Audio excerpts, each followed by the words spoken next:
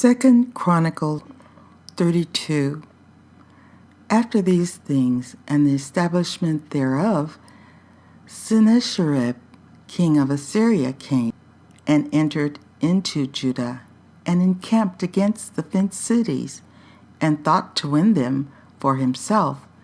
And when Hezekiah saw that Sennacherib was come and that he was purposed to fight against Jerusalem, he took counsel with his princes and his mighty men to stop the waters of the fountains which were without the city, and they did help him.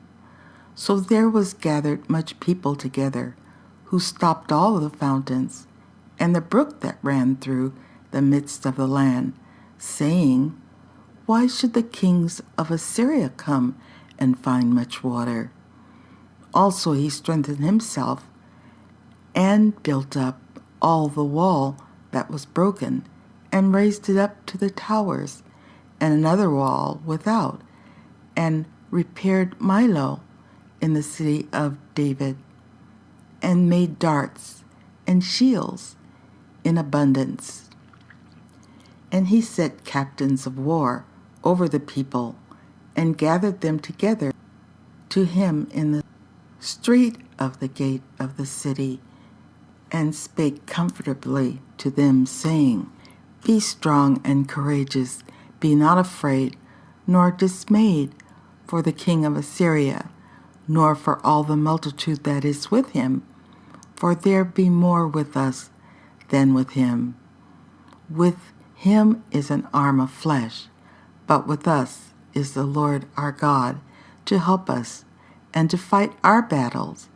And the people rested themselves upon the words of Hezekiah, king of Judah. After this did Sennacherib, king of Assyria, send his servants to Jerusalem, but he himself laid siege against Lachish, and all his power with him, unto Hezekiah, king of Judah, and unto all Judah that were at Jerusalem, saying, Thus says Sennacherib, king of Assyria, Whereon do ye trust, and ye abide in the siege in Jerusalem? Doth not Hezekiah persuade you to give over yourselves to die by famine and by thirst, saying, The Lord our God shall deliver us out of the hand of the king of Assyria? Hath not the same Hezekiah taken away his high places and his altars, and commanded Judah and Jerusalem, saying, Ye shall worship before one altar, and burn incense upon it? Know ye not what I and my fathers have done unto all the people of other lands? Were the gods of the nations of those lands any ways able to deliver their lands out of mine hand? Who was there among all the gods of those nations that my fathers utterly destroyed, that could deliver his people out of mine hand, that your God should be able to deliver you out of my hand? Now therefore let not Hezekiah deceive you, nor persuade you on this manner, neither yet believe him, for no God of any nation or kingdom was able to deliver his people out of mine hand and out of the hand of my fathers. How much less shall your God deliver you out of my hand? And his servants spake yet more against the Lord God and against his servant Hezekiah. He wrote also letters to rail on the Lord God of Israel, and to speak against him, saying, As the gods of the nations of other lands have not delivered their people out of mine hand, so shall not the God of Hezekiah deliver his people out of mine hand. Then they cried with a loud voice in the Jews' speech unto the people of Jerusalem that were on the wall, to afflight them and to trouble them, that they might take the city.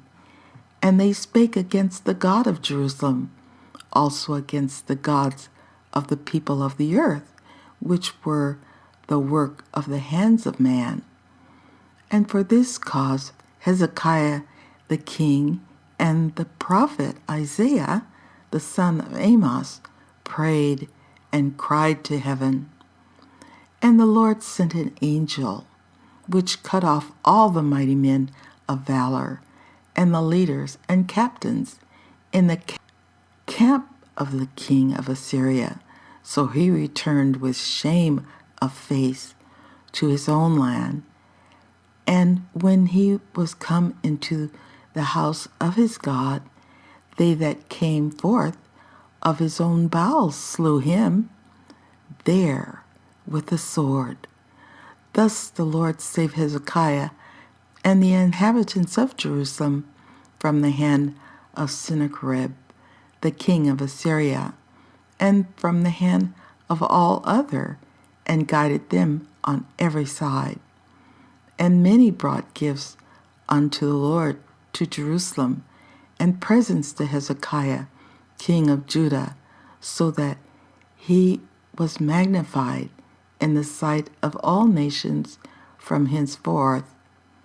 In those days Hezekiah was sick to the death, and prayed unto the Lord, and he spake unto him, and gave him a sign.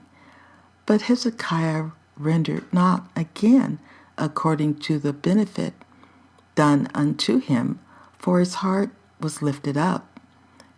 Therefore there was wrath upon him, and upon Judah and Jerusalem.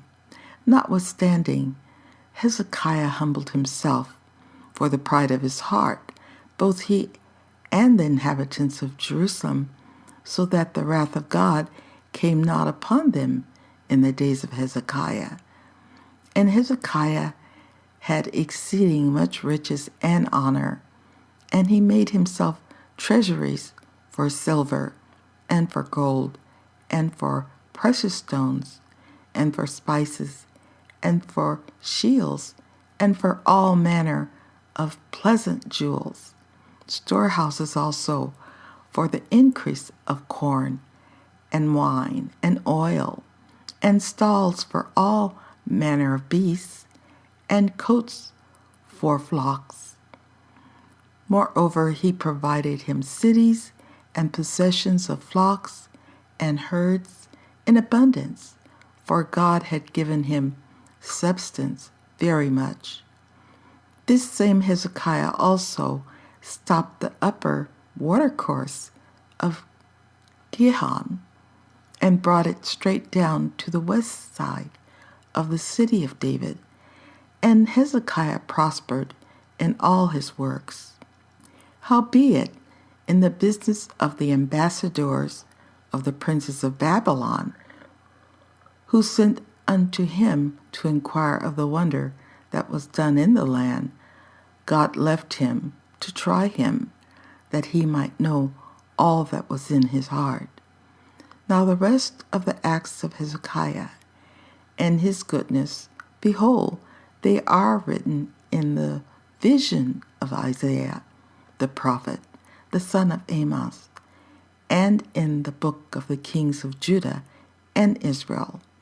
And Hezekiah slept with his fathers, and they buried him in the chiefest of the sepulchres of the sons of David. And all Judah and the inhabitants of Jerusalem did him honor at his death, and Manasseh his son reigned in his stead.